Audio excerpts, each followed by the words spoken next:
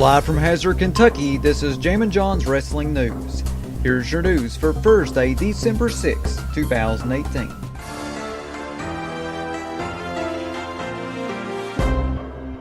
Some more sad news in the professional wrestling world. Columnist Mike Mooneyham is reporting that wrestling legend Larry the Axe Hennig passed away earlier today. Hennig, who was 82, was the father of Mr. Perfect Hennig and the grandfather of Curtis Axel. Hennig wrestled for various promotions and was the AWA World Tag Team Champion at one point. And on the topic of Larry the Axe Hennig's death, Curtis Axel issued the following statement about his grandfather.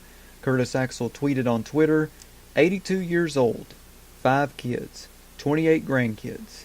No one has had a bigger impact on my wrestling career than my Papa Axe. He's been my biggest supporter since day one. Another father when I lost mine. We lost our king of the jungle today. Never thought I'd see this day, but he's with my dad now, so everything will be okay. Love you, Papa Axe. The Hennigs have always held our heads up high. We will continue to do so. You rest assured the Hennig name will live on forever. And also on the topic of the tragic passing of the Dynamite Kid from yesterday, the Dynamite Kid's daughter, Brown Billington, wrote the following post on Instagram regarding her father. Brown wrote, "Well, here it goes. This will be my hardest post I've posted yet. On December 5th, 2018, on my dad's 60th birthday, he passed away. His health hasn't been well for a while, but man did he put up a fight. That was my dad, a fighter and very stubborn. My parents split when I was 7 and he moved back to England. I saw him when I was 10. After high school we lost touch because I had questions like, how could you leave me? He moved around quite a bit, so I lost his address and number at this point. In my early 20s, welcome Facebook. I was able to reconnect with my family in England and planned the trip to surprise my dad. I'll never forget how nervous I was knocking on his door after not seeing each other for 15 years. When I saw him, he acted like nothing had ever happened, and he was happy to see me. That same trip, we put on a Bad News Brown shoot interview and had a beer together and watched it. I couldn't be close enough to him. I put my chair right next to him. We hugged and held hands and both cried. I knew in this moment that this was his way of saying he was sorry. Sorry for all the years he missed. I flew out as much as I could to see him, especially after his strokes. But eventually, it got too hard for me to see him in that state, and of course, so expensive to fly from Canada to England. He eventually was moved into a full-time care facility. I felt ease he was properly being looked after. My Uncle Mark would keep me in the loop as to what was going on. My uncle and his wife and children took such good care of him to the end. I'm so appreciative of that. The distance has always been so hard. I'm comforted knowing he's now with me and my siblings.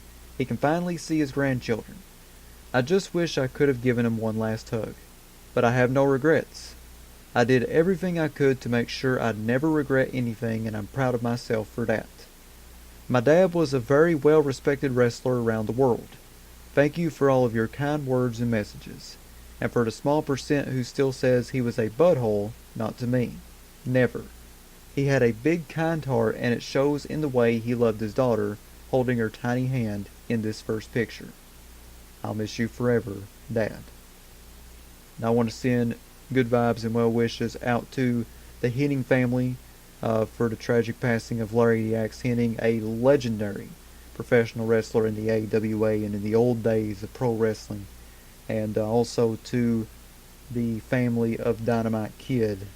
It's just been a very tough week for professional wrestling. You had the low ratings of Raw and SmackDown this week, and on top of that, something much worse than ratings, the deaths of two legends in the Dynamite Kid and Larry the Axe Hennig. So a very tough week for professional wrestling, and once again I want to send good vibes and well wishes out to the Hennig family and to the family of the Dynamite Kid.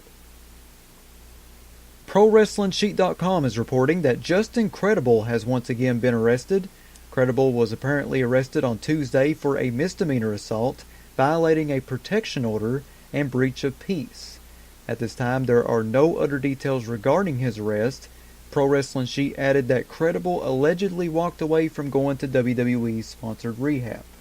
Stay tuned to Jammin' John's Wrestling News for any further breaking news updates on this story. It appears that the sad death of former U.S. President George H.W. Bush led to Vince McMahon making last-minute changes to this week's Raw script. Here is what Dave Meltzer of F4WOnline.com said about the situation.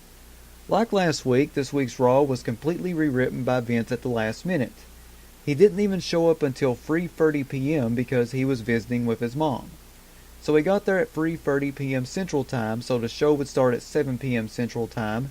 So he got there 3.5 hours before the show, and he shows up, and basic gist of everything is that his feeling was that we're in Houston, Texas, President Bush just died, and people are going to be in a somber mood, so we're going to have to make them happy. So that's why Finn Balor did what he did. He got to win his match. Ronda Rousey stood tall at the end of the show. He made whole-scale changes from what the original script was for more happiness. Dave Meltzer continued on by saying, I was just told that babyfaces did much better because Vince felt they had to do it that night and just felt, we had to give the people a show they would go home happy on because he just expected that those people were going through a tough night with Bush passing away. Thanks to RingsideNews.com for the quotes.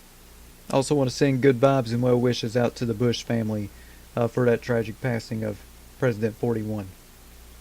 Marco's Stunt has been making waves on the independent scene, which was put on hold due to a recent injury. On November 16th, Stunt suffered a broken leg during a match against Eli Everfly at Joey Jelina's LA Confidential event hosted by GCW. His injury came at a bad time, as according to Dave Meltzer in the latest edition of the Wrestling Observer newsletter, both the WWE and AAA had interest in the 23-year-old emerging superstar. Stunt became an overnight sensation over the summer after his performance at the Lost in New York event for GCW. Stunt also went on to perform at the All In pay-per-view event this past September. Speaking of All In, during his recent podcast, Jim Ross talked about a possible All In 2 pay-per-view event. Jim Ross said, I've heard through the grapevine that All In 2 will happen, perhaps as early as May 2019. All on the rumor mill, I can't imagine, as successful as it seems that All In was there in Chicago, why wouldn't you want to have another one? I think that one a year is plenty. You don't want to wear out the theme. The challenging part of this is for the booker types like Cody and the Young Bucks who like to be creative and like to book. Thanks to SESscoops.com for the quotes. And finally, here on Jammin' John's Wrestling News, coming off this Monday's angle on Raw, the WWE has announced a tables match between Natalya and Ruby Riott for the TLC pay-per-view. So here is the updated card as of December 6th. You got Elias taking on Bobby Lashley, Finn Balor taking on Drew McIntyre, the Mixed Match Challenge Season 2 finals between whoever wins their respective, side, the tables match between Natalya and Ruby Riott, Braun Strowman, he gets a title match at the Royal Rumble if he wins his match against Baron Corbin, but if Baron Corbin wins, he becomes the permanent GM, but if he loses the match, he loses his job, and that match will be a TLC match. The SmackDown Tag Team Champions The Bar taking on the Usos and the New Day in a triple threat tag team match for the SmackDown Tag Team Championships. The Raw Women's Champion Ronda Rousey taking on Nia Jax for the Raw Women's title. The SmackDown Women's Champion Becky Lynch taking on Asuka and Charlotte Flair in a triple threat TLC match for the SmackDown Women's Championship. The Intercontinental Champion Seth Rollins taking on Dean Ambrose for the Intercontinental Championship. And in the main event of the TLC pay-per-view, the WWE Champion Daniel Bryan taking on AJ Styles for the WWE Championship. That is your news for Thursday, December 6, 2018. Check back here tomorrow for another Jammin' John's Wrestling News Flash Briefing on Amazon Alexa devices, Spotify, YouTube, and Stitcher. Follow me on Twitter at John Caldwell, JONCOLWELL. Follow me on Instagram, the Jammin' John. If you'd like to sponsor Jammin' John's Wrestling News or your wrestling promotion wanting to get your next big event out, you can email me, jzcaldwell@gmail.com. That's JZCOLWELL@gmail.com. Big shout out to Ryan Hurdle and Tony Nelson for subscribing to my Patreon. You too can subscribe to me by going to patreon.com/jamminjohn. I have free packages on there ranging from $3 to $7.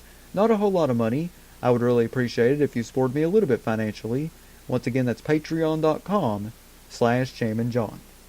This is Jammin John saying thanks, goodbye, and I'll see you tomorrow.